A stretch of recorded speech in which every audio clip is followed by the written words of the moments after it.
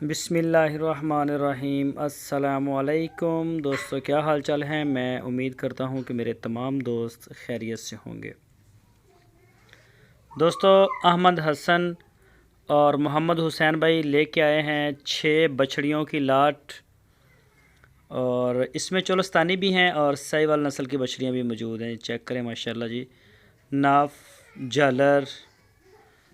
झालर में माशाल्लाह अच्छी हैं, कलर में भी अच्छी हैं, और 6 की 6 फार सेल हैं। इनकी जो डिमांड की है वो 65,000 रुपये फ़ी पुट्ठे के हिसाब से डिमांड की है। बछड़ियाँ आपके सामने चेक कर लें माशाल्लाह। 65,000 रुपये फ़ी पुट्ठे के हिसाब से उन्होंने ये डिमांड की है। लोकेशन इसकी हरुणाबाद सिटी, वाइटल टी बनाने वाली कंपनी से कोई 5-7 किलोमीटर दूर इनका डेरा है, वहाँ आप जाके देख सकते हैं। और अगर कोई दोस्त अपने घर बैठ के इसका ऑनलाइन ऑर्डर देना चाहे तो पूरे पाकिस्तान में जहाँ से चाहे इसका ऑनलाइन ऑर्डर भी कर सकता है। तो चेक करें जी माशाल्लाह, बड़ी खूबसूरत बछड़ियाँ हैं।